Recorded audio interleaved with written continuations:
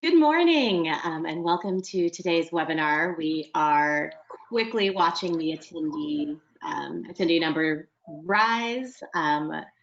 We have about a third of the people we're expecting, so we'll give it a few more seconds before we get going. In the meantime, I want to thank all of our panelists for joining us today and making the time in their schedules to talk about this exciting topic. Right. Give it a couple more seconds as people are still quickly joining, and then we will go ahead and get started in less than a minute.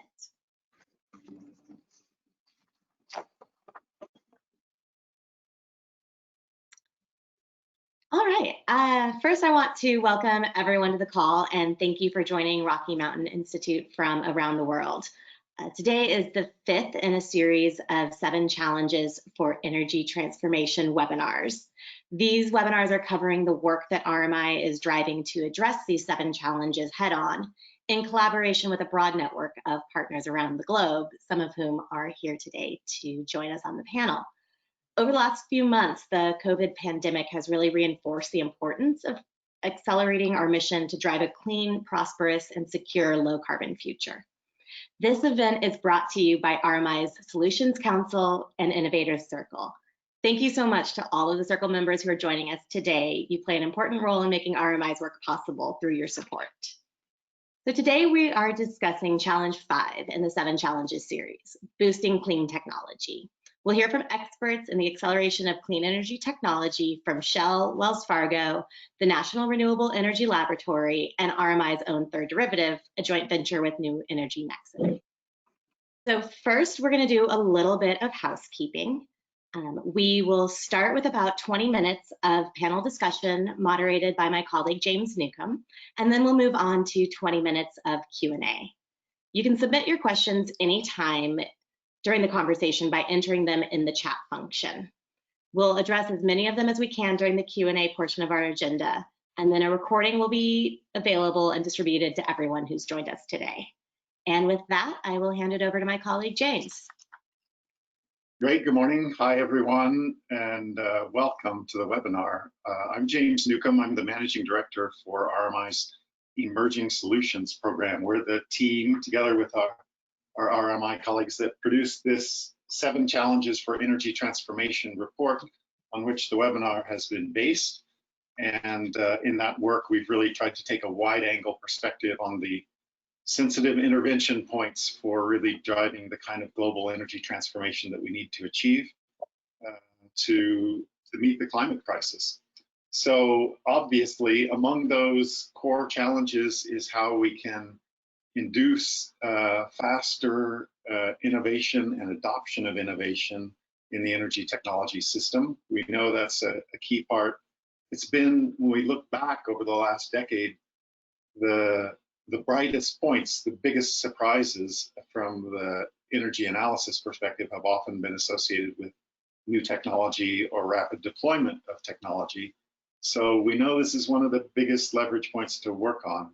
And we're really lucky today to have perspectives from across the landscape of the full ecosystem of players in the clean tech innovation space, from industry, from finance, from government, and from civil society. So I'm looking forward, as I think all of you are, to this conversation about how that ecosystem can further evolve and lower the friction to get new technology into the market.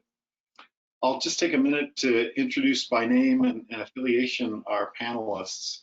Kate Moore leads NREL's Strategic Partnerships, Innovation, and Entrepreneurship Center, and formerly was the program manager for the IN2 Innovation Incubator program there. Ramsey Huntley is Vice President at Wells Fargo for Clean Technology and Innovation. Hai-Ben Xu, Regional Manager for Shell Research Connect and Shell's Game Changer Accelerator. And Brian Hassan, the CEO of RMI's third derivative accelerator incubator that he'll tell us a lot more about, and that is joint venture with New Energy Nexus.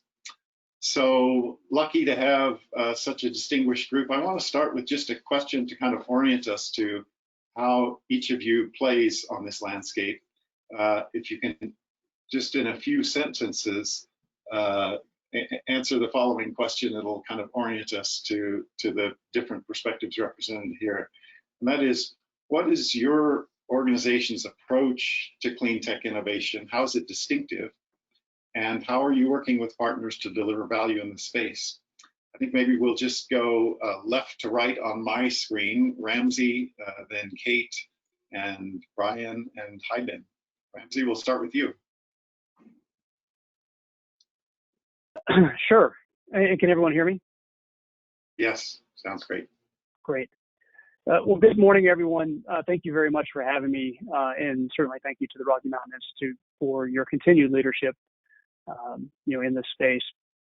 So here at Wells, I would say probably what makes us distinct, and this might sound like a little bit of an odd answer, is the distinction for us is that we cover so much of the clean tech ecosystem in the first place. Wells Fargo being a large financial institution, we're involved, I would say, literally across the spectrum of what one might think of as clean technology. So we have the Wells Fargo Innovation Incubator that we run in partnership with Kate and her team at NREL, which I'm sure she can speak to a little bit more. So, really at you say one end of the spectrum, being the earliest stage, where clean tech companies are coming from, all the way to the other end of the spectrum, which is bankable projects that are at utility scale within renewable energy. And then I would say everything in between, and certainly with a focus on where we think the world is headed these days. I think storage, for instance, is one of those promising areas where, again, if you think about bankable projects that a large financial services institution would be involved in, we're certainly there as well. And then the last thing I'll mention, I'll turn to the other panelists to kind of give their perspective on where they sit as well, is we have a large investment management organization as well. And so certainly clients of the bank, whether they be individual investors all the way to the largest institutional investors, are very interested in this space too. So we continue to see acceleration, particularly in pursuit of the ESG or the environmental and social governance objectives that those investors have. So that's just a quick highlight on some of the areas among many that we're involved in. Thanks, Ramsey. Over to you, Kate. Thanks, James. Morning, everyone. My name is Kate Moore. Pleasure to be here this morning. So I think there's probably a lot to share about NREL as it relates to this question at hand, but I'll tackle it from our center, the NREL Innovation Entrepreneurship Center. So NREL is a Department of Energy lab. We're an applied lab, and so part of our mission is to get tech into the marketplace, which is where our center comes into play. And we seek to support the continuum of innovation all the way from an idea in a researcher's head through to a product on the shelf.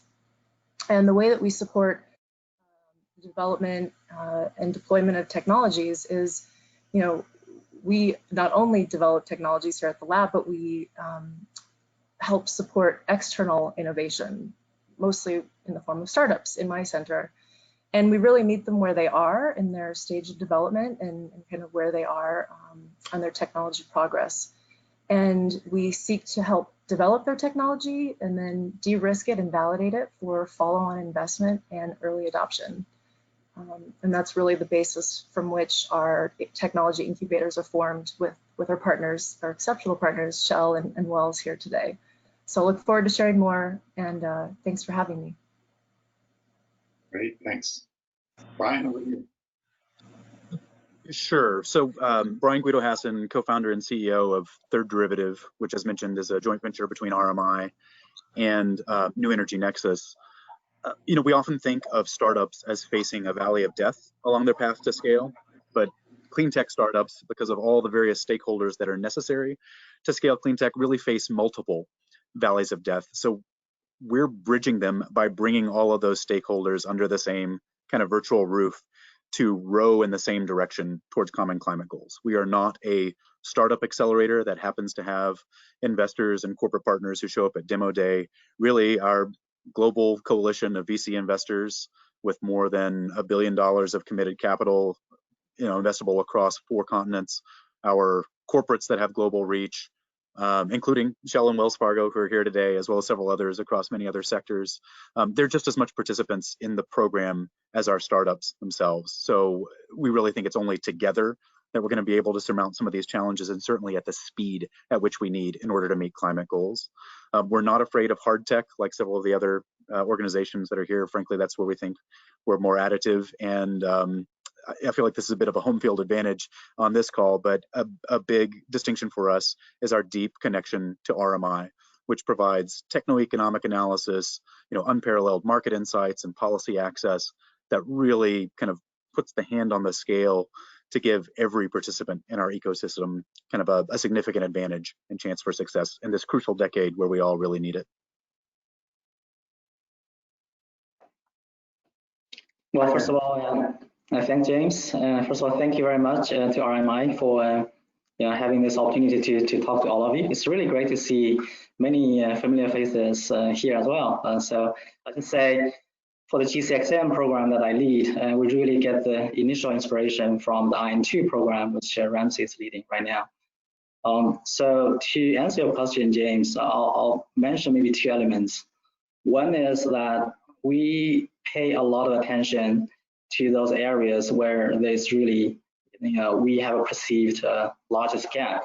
For example, for early stage companies, very typical when they go to VCs, the answer they will hear is, it's too early stage, it's not for us, it's not investable. But then the company will say, well, without investing, first, how do we become investable, right? So Gcxm program is really trying to address those gaps. So we forged a partnership with NREL and with Shell's New Energy Research and Technology Group. We have this incubator, we provide funding, we provide resources, providing the expertise that's really deep within NREL to those startups, right, to address those gaps. And so far we have 11 companies already in the portfolio. Many of them are doing really, really well. So I'll say that's number 1. And number 2 is there's a belief in the Game Changer program for a while now. What's really, really important is action. So we have an idea for Game Changer, the Shell Game Changer program, which is patient capital in patient mind. So by definition, we invest in early stage companies, which is very, very risky. So we have to have a bit more patience, right? They can fail, they can have a lot of obstacles. So we have to be patient, more patient than, say, a typical VC program. But at the same time, we have very impatient mind. If an idea shows promise, we really want to help them scale. And there are a lot of examples we have in our portfolio. We do the de-risking of technology, proof of concept, at the same time, very actively prepare them for scale up at the same time. So looking forward to the discussion. Yeah, well, thank you all. I'm getting a little feedback. Yeah, that sounds better. So anyway, thank you for the introductions. I think one of the really remarkable things about the present moment that's reflected in this call is we often speak about the innovation ecosystem, but to see it reflected here from the diversity of institutions working on a common problem, from bringing a complementary and diverse set of skills to the table is really what we have to have happen in order to meet the climate challenge. One of the things I have to do in my job is read all those studies of pathways to 1.5 C or less than 2 degrees. And we know how steep the change needs to be in the next decade. We know that the world is preoccupied in a sense with the current coronavirus crisis. And yet we're all looking ahead. And I want to ask a question. Maybe we'll start with Ramsey and Haibin to just to test out what you're seeing as you look not just at your own enterprise, but at this more complex landscape of clean tech innovation. What do you see as the most positive signs today as we hopefully begin to emerge from the coronavirus crisis that will be able to mobilize a faster and more effective development and investment pipeline in clean tech? Ramsey, I'll start with you. Sure. Yeah. Let me take that question almost backwards in. So from things that are not, thank goodness, actually all that innovative anymore, and work back towards the the early side of the spectrum, if you will, on the more innovative front. And so, what I would start with is, I reflect on what we see, in the marketplace broadly here, and I think there's a lot of concern, particularly say March and April, about what would happen given the implications of COVID-19 economically within the larger quote unquote clean tech, green energy, what have you, space. And so some very promising trends there. So just in the last couple of months here, we've seen announcements, say recently from Excel, with the issuance of a green bond specifically dedicated towards enhancing their transmission capability to deploy more renewable utility scale renewable energy. At the same time, you've seen NextEra recently make an announcement of a commitment to more than $1 billion in storage in 2021. So that's on the the largest end of the spectrum. We're talking $1 billion type commitments. When we start backing down that spectrum, was it last week? 2 weeks ago, I guess. Microsoft.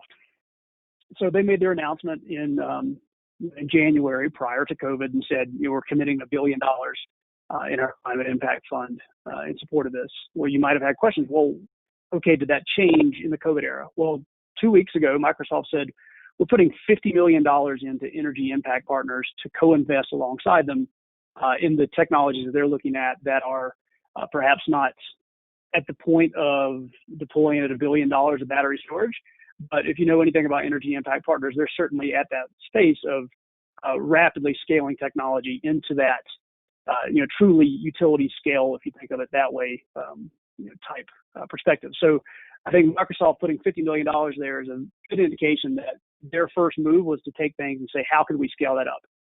And what I'll finish with, and the reason why it's so important, I think, to the early stage pipeline is founders are taking their cues from where the market is today. They're saying there is a market here for what I'm doing. If I've got my opportunity to go to the market and try and find funding from VCs for my software company versus a hard tech, clean tech company, do I have a chance that this is going to get to that type scale down the road? And when they're seeing these deals getting done, when they're seeing the launch of something like a third derivative or the other work, frankly, that Microsoft's doing in that space, I think that's a real validation if you're a CEO of a startup to say, yes, there's a market for what I'm trying to do here. And so I think those are great leading indicators for the tech that we're going to see 18 months out, 24, 36 months out, to begin to really scale up. So I use that as an example to say, here's where we are today, and here's where I think we can go to, frankly, rather rapidly. I think thanks to the leadership of those that are on the call today. But Hyben, be curious in your perspective on that question as well. Yeah, sure. So maybe I talk about a few things. First of all, I think it may be, it might be controversial even, but my personal opinion is that, in this crisis with COVID, right, countries and regions where the science community, the government and civil society collaborate better, then they handle the situation better. So I think to me that really just highlighted, the importance of collaboration. And to me, that's the same with climate change. There's a striking parallel between the COVID challenge and the climate change challenge. And it's my personal belief that the number one challenge to tackling the climate crisis is really collaboration. How do companies? I see Brian. Yeah, thank you. How do companies and government and civil society collaborate together to really tackling the challenge through real actions? That's a real challenge. So I think the COVID situation highlighted that challenge. And I think more people are buying into that. So I think that's probably one of the silver linings for this from this.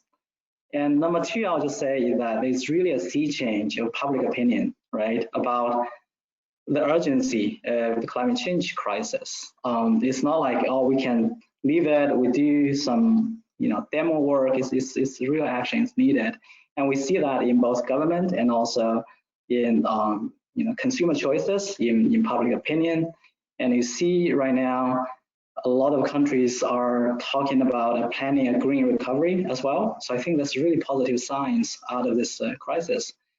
And finally, I'll just say, through COVID, we also see people are a lot more aware about equity and equality in all those societal problems. So I think with climate change and with energy issues, it's the same. The solutions needs to work for everyone, work for developed countries, for developing countries, for poor countries. So I think that's one learning we take from COVID, and I think that's a positive sign that we can take to tackle the climate change.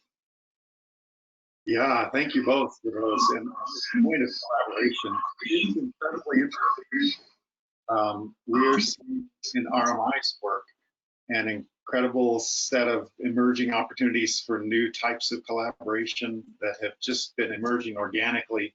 And interestingly, at this time when we're physically distanced, it's still full bore, incredible opportunities coming along. So I want to try to focus down a level from this high level conversation to where the hot spots are, the areas of biggest opportunity from a climate perspective. I know all of you, have to both match a financial or business opportunity perspective with a perspective of opportunity for benefit to the planet, and in particular around climate. But I'm interested in if I can start with Brian and Kate on this for your thoughts on where are those hot spots? Where are the places where there's the biggest potential contribution to climate that are inhibited or blocked by parts of the current system? Brian, since you're on the move, maybe we'll start with Kate. Give you a second to find a chair. Yeah, that's a great question, and one that we're constantly, assessing. But I think the way that we've oriented our incubators, both with Shell and IN2, we seek to tackle those big challenges. For instance, with IN2, we're focused on the built environment. Our buildings have, huge carbon emission impact, as well as ag tech. We actually expanded last year to partner with another technical partner, the Donald Danforth Plant Science Center in St. Louis, to help support companies that are trying to, improve efficiencies in crop production and IoT and digital devices and et cetera, in terms of sustainable production of ag. But I think aside from that, there is still a lot of work to be done in sectors such as heavy transport, aviation, shipping, trucking, and also heavy industries such as chemicals and plastics and steel. So, NREL actually has set a 10-year strategy around 3 critical objectives that really, I think, will seek to address these and position us to tackle these challenges well over the next decade. And they really fall within 3 buckets. So integrated energy pathways, that's the electrification of the economy, modernization of the grid, making it reliable and stable and secure. Second is electrons to molecules, which we're really excited about. This is, with the focus on use of cheap electrons, what can we do with those? So it's converting small waste gases to for energy storage and synthetic fuels and chemicals.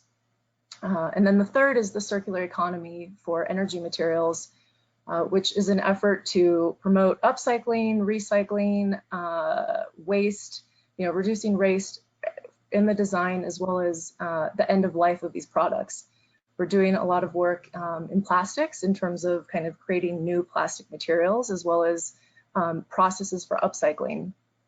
We're also tackling wind turbine blades. I think everyone's seen those really scary images in of those huge blades that are just going to the dump sites. Something like 4,000 wind blades will be thrown out over the next 4 years.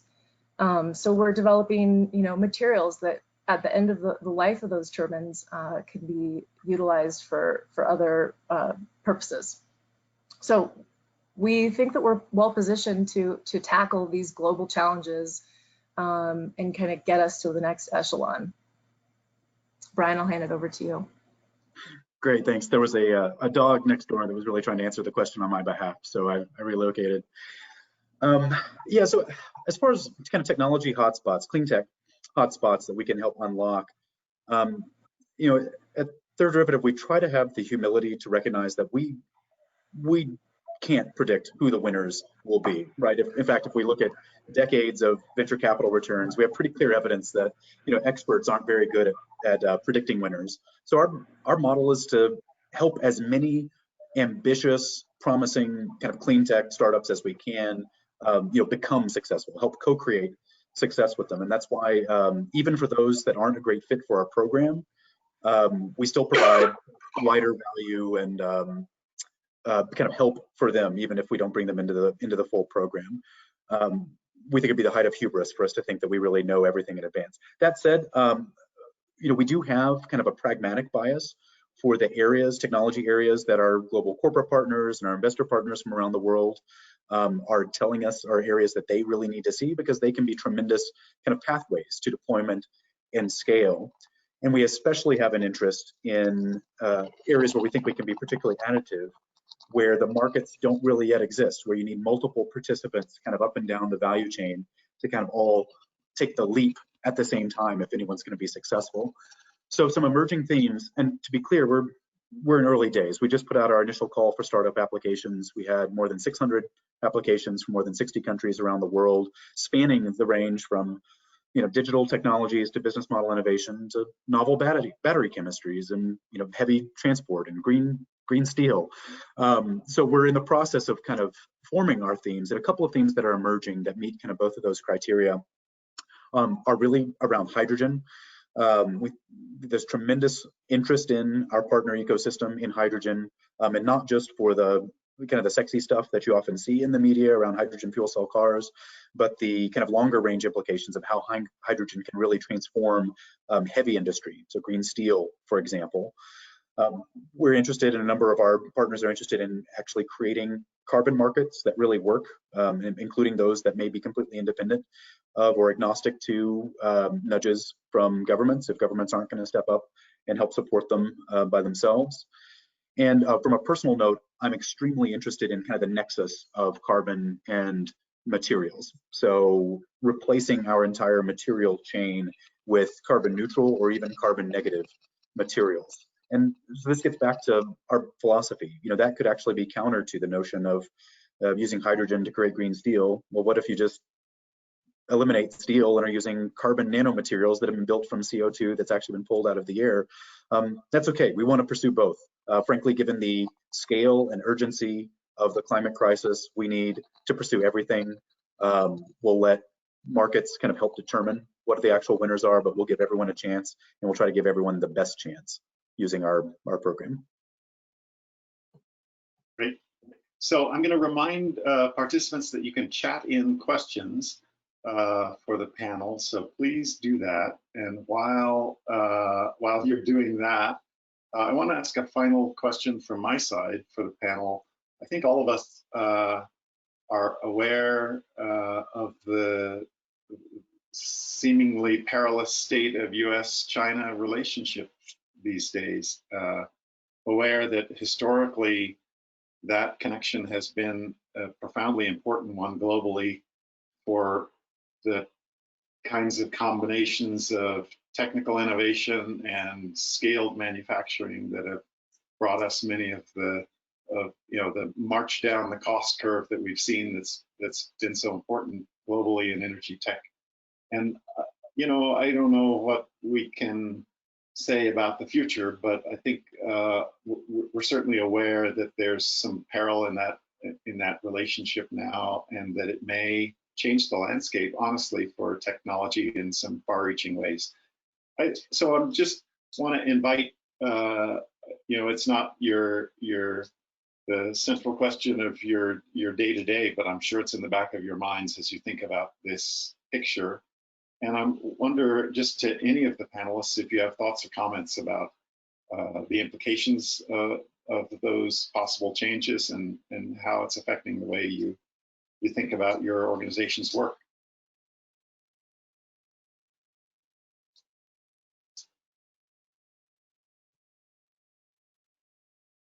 Any takers from from the panel? Well, if we want to all jump in at once, even though I was just the last person to give an answer, I'll at least offer something here. Look, climate's a global challenge, right? And there is no way we're going to solve it without the US and without China. In our world where we're trying to link up investors and corporates and startups, there are some barriers kind of already in place. It can be challenging for US investors to invest in Chinese startups and vice versa.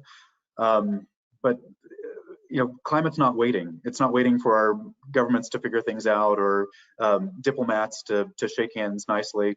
So our model is essentially to circumvent the barriers and the systems that are there. We have a global coalition of corporates, including corporates that are based in China. We have a global coalition of investors, including investors that are based in China, and we have startups that are based in China as well. So if we can't serve them all under a single kind of happy, play nicely together umbrella, we find ways to serve them kind of individually, and then through our program, kind of link them up with the resources that they need to be successful. Yeah, this is certainly one of the ambitious and promising aspects of third derivative is its global character. And that seems like at the present moment an incredibly important piece of what's happening. But I think Ramsey's still on, but has shut his video off. But any of the other panelists want to jump in on the China question? Hi, James. It's Ramsey. Sorry, I'm having trouble with my video, but I am still here on the audio. Okay. I guess I would take the question slightly broader, and I think it builds on what you just said there. And, I think about the work that Brian's doing, and Brian's partner organization, New Energy Nexus, was a long time focus, particularly in Southeast Asia. And I think the important implication, from my perspective, and I think we've seen this enhanced, really in the last few months here, as we all work remotely, is how do we surface promising technology and promising solutions wherever they may live globally. Maybe they're coming from the American Midwest. It's a farmer that has an idea, from an ag tech perspective that actually, could really enhance the ability for soil uptake of carbon, for instance. But perhaps it's another promising, innovation from a grid edge perspective that is much more relevant for, the grid in other parts of the world. So I want to make sure that we think globally, not just we as in Wells Fargo, but we as the panelists on this call and all of you participating, that these solutions these days really are coming from everywhere, and there's I think a great opportunity to continue to identify those and put the resources around them to help them accelerate. Terrific, thanks, Ramsey. We're gonna, I think, transition to some questions from the floor, but any quick additions on this China question from the panel before we go over? Okay, then I will pass it over to you, Rebecca. I think you've got a question teed up for us. Yes, thank you so much for everyone who is submitting questions. As we mentioned, we're going to get to as many of them as possible. Our first question is the U.S. House Select Committee on the Climate Crisis issued a majority report recently that proposed numerous potential actions, including new needed legislation and tweaks to existing legislation and regulation. For our panelists, do you think that this report was on target? And how can we build support among the American public?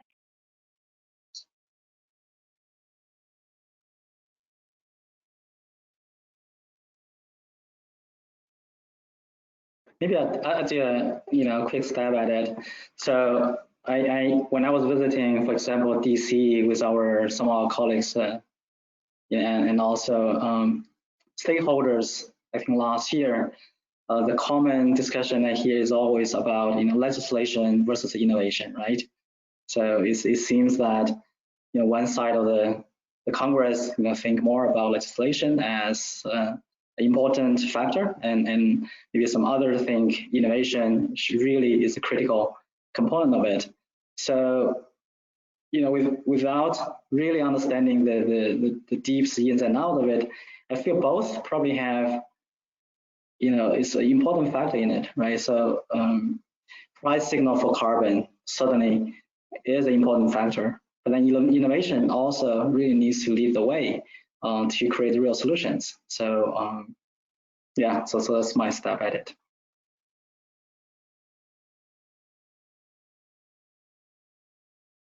Would anyone else like to add something? Well, I would just add the IEA, International Energy Agency, recently issued a report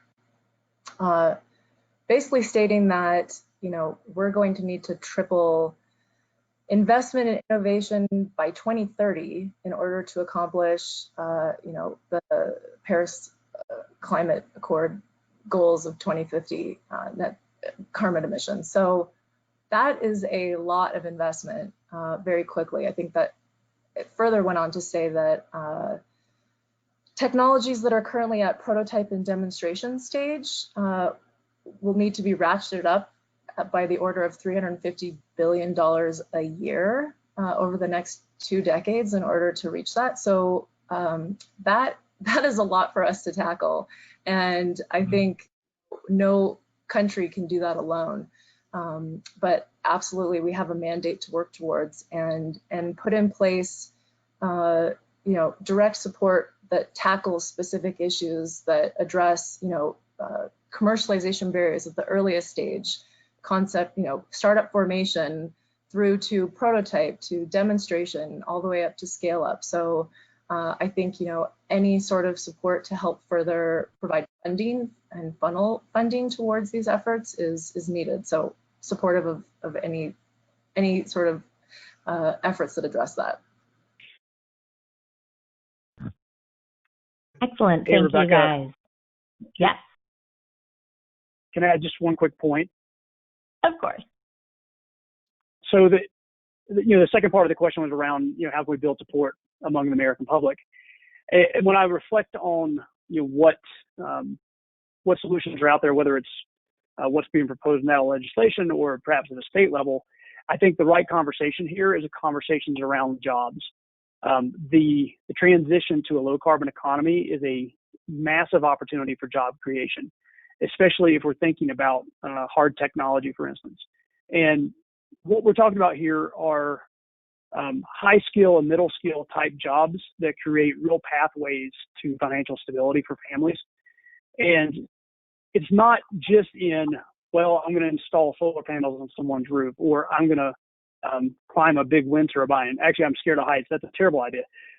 No, think about if we're talking about electrification of transport. So one thing that of course comes to mind is we've got to have a much larger charger network. Sure, those are highly skilled, high-paying jobs for someone that's in a position to do that. But another area that a lot of people perhaps don't think about is the Internet of Things, industrial IoT, perhaps. And so if you're talking about significant enhancements to transportation, you're also talking about smart cities. Well, smart cities are going to rely on significant enhancements in networks and the infrastructure required to make those cities, quote unquote, smarter in the first place. So I think we overall do ourselves as a clean tech community a disservice when we don't bundle this into a larger jobs conversation. And just speaking, even with the small impact that IN2 has had, there has been multiples when we think about the job creation there. Kate probably has the numbers at hand more so than I do, but we see the companies start in a place where they scale rapidly and begin to create jobs very rapidly. And I think if you apply that across the spectrum of what we're trying to do from that transition to a low carbon economy, the job opportunity is a substantial and ongoing opportunity that we shouldn't make sure that, or we should make sure, I would say, is part of this overall conversation. So that's a really Thank you. salient point. Sorry, Rebecca, let me just yes and that. It's not just jobs, right?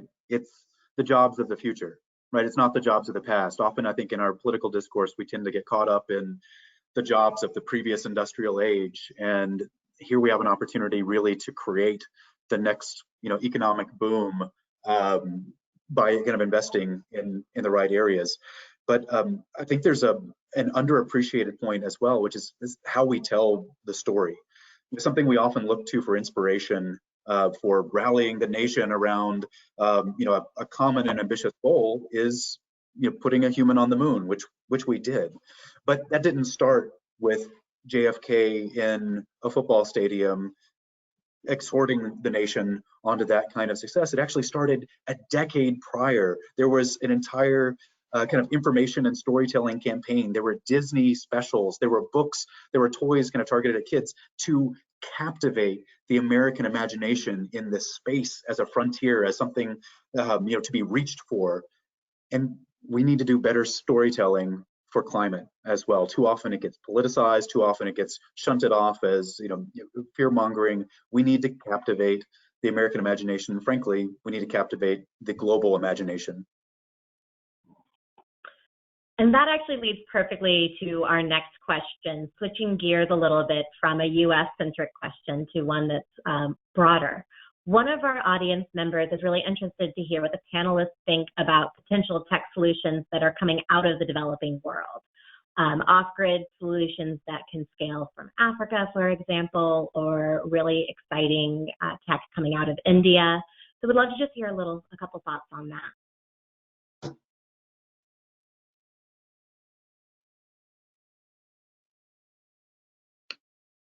Whoever has a good read on this, please feel free to jump in.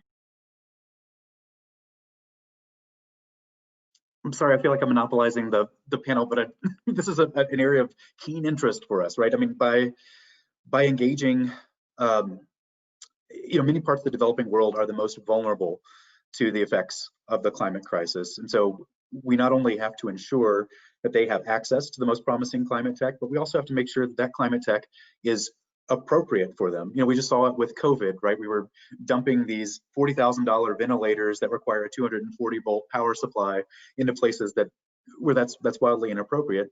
But we also have an opportunity to ensure that entrepreneurs in those areas can participate in the most significant financial opportunity of our time as well, if we get it right. So again, at Third Derivative, we're in the very early stages of kind of putting our initial cohort together. We had a call for applications, more than 600 applications from more than 60 countries, including many parts of the developing world. And what's interesting is we see some interesting technology ideas, but almost from a more pragmatic perspective, what we see are very interesting business model innovations. Business model innovations that say, we can take technologies that actually are already relatively functioning, but their distribution mechanism or their finance mechanism or any other aspect of the value chain of the business system doesn't work where we are, but we have ideas for ways that will work. And so I think there's tremendous opportunity both to take some other technologies and help innovate their business models in the developing world, but also take some interesting innovations from parts of the world that just see climate and see the energy chain very differently than a privileged, educated white guy in the US does, and help take those ideas, which could have significant opportunity for deployment elsewhere in the world as well. But we're very early, so I can't push on any specifics, but to me, one of the biggest insights has been the business model innovation.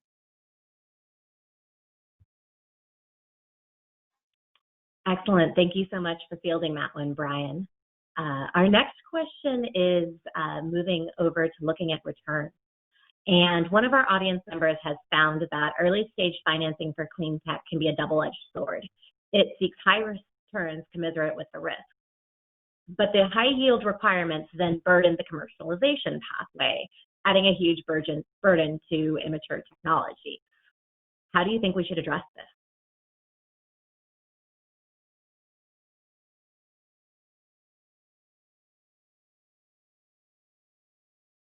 I suppose if we're going to answer that in a word, my word would be diversification.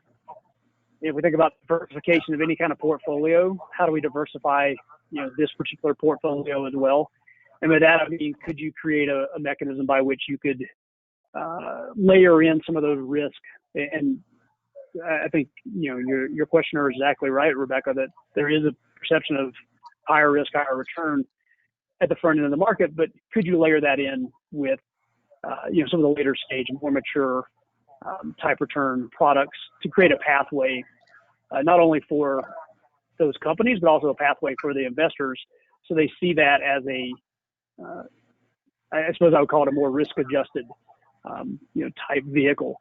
And admittedly, those are not common right now. But I think having a view that includes a path from the earliest stage up through maturity is probably much more useful than one that really takes kind of a lumpy view, which is, a specific cut at early stage, and then, okay, well, maybe I'd look at private equity and what the returns would look like there versus the strict public equities type play. So I think diversification would be my one-word answer.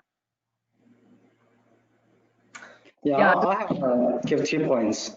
I think it's very true, right? If you have really, really early stage, it's very, very risky, and even high yield in our base is high risk. I think there may be 2 elements that can help mitigate the risk. One is really the deep expertise. If you can, have deep expertise, understand the real problem, understand the market, and together with a partner, that can mitigate the risk a lot. So, in Shell, for example, my program, we essentially look at across the entire technology readiness level. So we look at, fundamental research. We have a lot of partnership with universities. We're a founding member of the MIT Energy Initiative. We do a lot of research with the Precourt Institute in Stanford. We're a founding member of Carbon Hub in Rice. We do a lot of fundamental research to develop the deep expertise so that you can really, come and say, oh, does this technology have a promising pathway to be realized? So I think that will be number one to help mitigate the risk. And number 2 is more about methodology. How do you go about in de-risking a technology? Do you want to spend a lot of money upfront and then only later find that maybe one of the particular risks which can actually easily be de-risked and cheaply, and then prevent the technology to be realized? So if we can use less money upfront to de-risk the most critical risk, and then follow on with more funding to de-risk the less risky technology aspects. So I think that pathway is you can help the technology to fail cheaper, and then also bring about a higher chance of success. Yeah, I would just add, this was really the premise by which we based when we started the tech incubation model with Wells. We were seeing these promising technologies fall to the wayside because they were perceived as too risky by the investment community. And so rather than create a fund to just throw money at these companies, we took the approach of leveraging the intellectual capital and facilities at NREL to help de-risk these technologies for that follow-on investment. And we're seeing success. Companies have gone on to raise $313 million in follow-on dollars for IN2, which is a 1 to 28 leverage rate. Shell Game Changer, was launched in 2018. So we're still seeing the impact, but we're seeing that, there are millions being raised by companies that are part of our program, I think because of the de-risking and third-party validation that they're receiving. But I would just also wanted to add, there are new players emerging, most notably the mega funds announced by Amazon and Microsoft to the tune of 2 and 1 billion respectively. And they're not, the first priority is not returns. It's to help them seek out technologies that will help them decarbonize their operations and supply chain, as well as they want to be leaders in the space. So, I see that as, an opportunity to hopefully take on more risk and create a crowd-in effect where companies and investors that they're collaborating with are also kind of taking that same approach when they make investments as well. Thanks. Thank you all. Our next question. I think there's an increasing awareness and conversation around the important intersection between climate change and climate justice. So one of our audience members is wondering how your programs are addressing diversity, equity, and inclusion issues, and how does this relate to important topics like jobs, health, and energy access? Who'd like to start with that one? So I'm happy to jump in. And again, we're in very early days, so this is an evolving answer. But our initial focus was really in more of an equity in, equity out model to make sure, as we were kind of seeking startups for our first cohort, that we're reaching out to a diverse kind of base of potential applicants. And we've had a good initial result of our 620 initial startup applicants. More than 2/3 of the founders, let me just pause for effect, 2/3 of the founders identify as women, veterans, or people of color. So there's clearly a lot to just reaching out to diverse innovators kind of where they are. And we lean heavily there on our organizations like New Energy Network that are present in many underserved entrepreneur communities, because again, it's so crucial, not just that we be able to serve these communities, but also that these communities participate in the global kind of energy transition. That said, we, and probably everyone, can do an even better job of ensuring that our ultimate cohort, our participants, have a diverse and equitable and inclusive makeup. I have many stories through my career as an entrepreneur of realizing in hindsight kind of how there are other entrepreneurs who look a little different from me and have faced much more significant challenges, harder times funding, harder times getting their foot in the door with with major corporates that could be transformational for them. So I think there is an element of making sure that you're active in the places where those communities are represented, but also we need to be more proactive as well about ensuring that they're represented kind of throughout our levels of commercialization, scale, and support.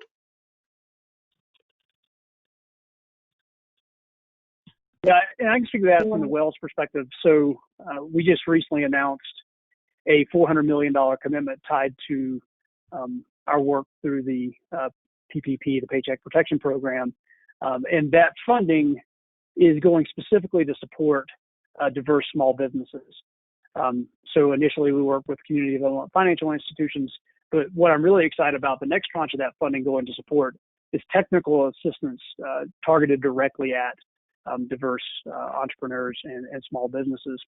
And so I raise that as an example of how we're thinking about this broadly within Wells.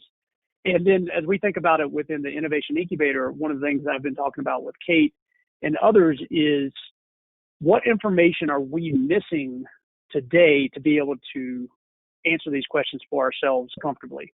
It's a difficult question to answer, and particularly for startups when their focus is on technology and fundraising.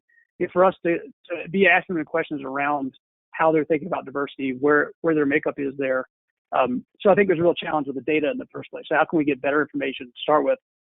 And then second, I think what we've noticed as we think about the innovators and particularly the early stage support, like a incubator and accelerator, what are they doing to help support these networks? And how can we go as far upstream as possible in order to seed the system that will result in those diverse entrepreneurs seeing this as even an opportunity for them in the first place?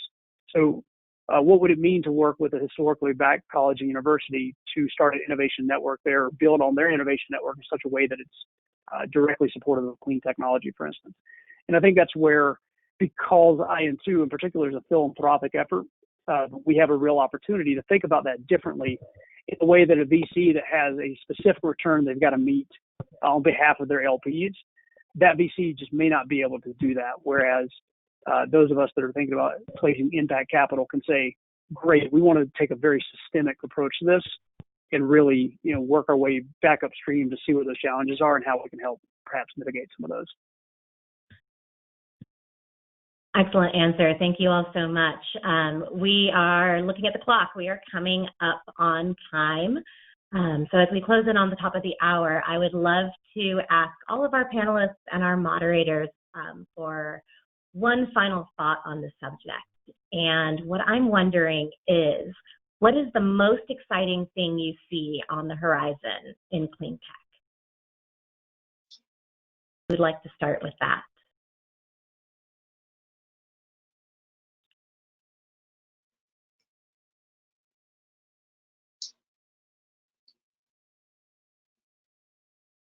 Okay, one of you has to jump in here.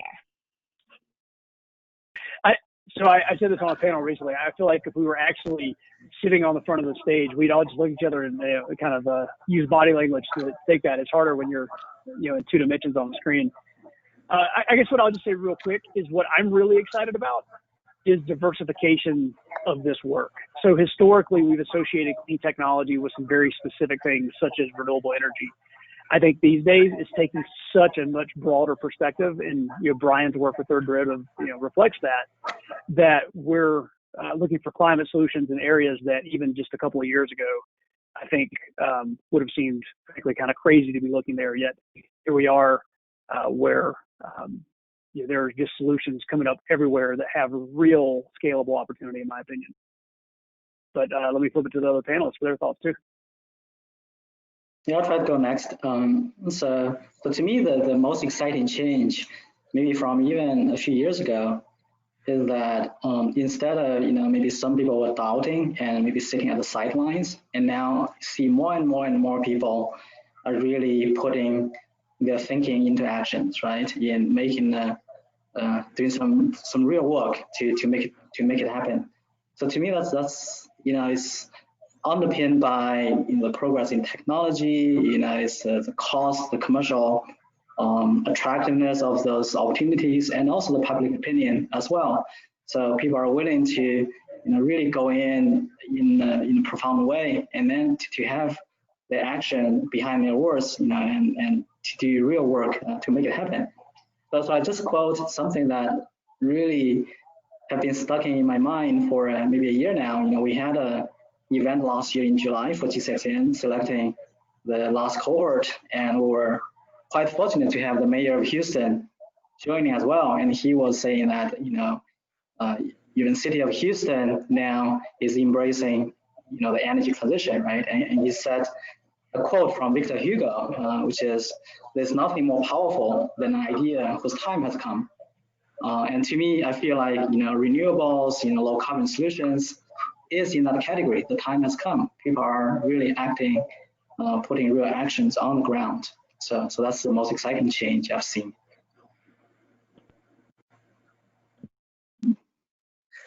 Yeah, Thank you. Kate, over to you.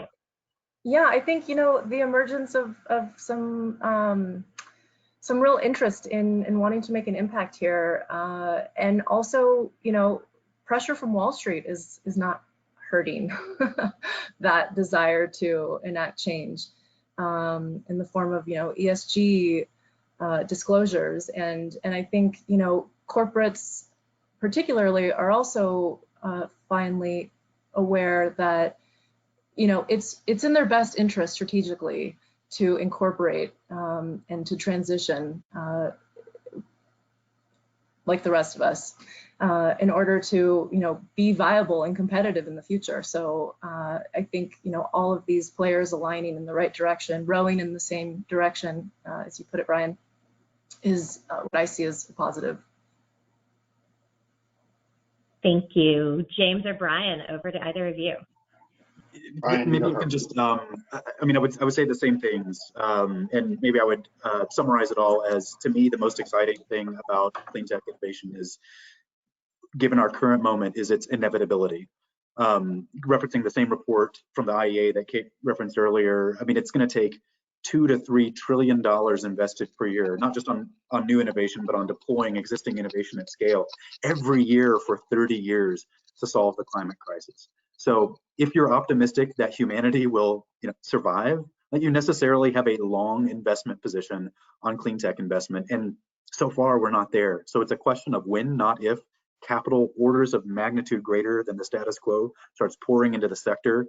As has been mentioned, corporates are stepping up, not just with as also RANs, but really establishing, kind of putting stakes in the ground as leadership positions. There's a groundswell of public support, especially among younger generations. It feels like a tipping point is here. What a fantastic time to be a clean tech innovator. Absolutely. There are many things I'm excited about, but one in particular, Kate mentioned the circular economy. And I think we're at a beginning of a new era with respect to materials use that has climate and energy benefits, plus many other environmental benefits. And it's not just circularity, but it's it's better design and these new engineered assemblable materials that have really breakthrough potential for lightweighting and extraordinary opportunities in that whole domain. So that's one that really stands out to me as an extraordinary field of opportunity. So I'll pass back to you to say a word of thanks and close us out. Yes, as most of you have noticed, we have run out of time today, but the energy transition conversation with RMI is ongoing. Please continue to follow our thought leadership on rmi.org. And once again, we are so grateful to RMI's Solutions Council and Innovators Circle and all of our members for your ongoing support. And I'd also like to thank everyone who participated in today's webinar for sharing your insights on this exciting topic. Be well and have a wonderful day. Thank you.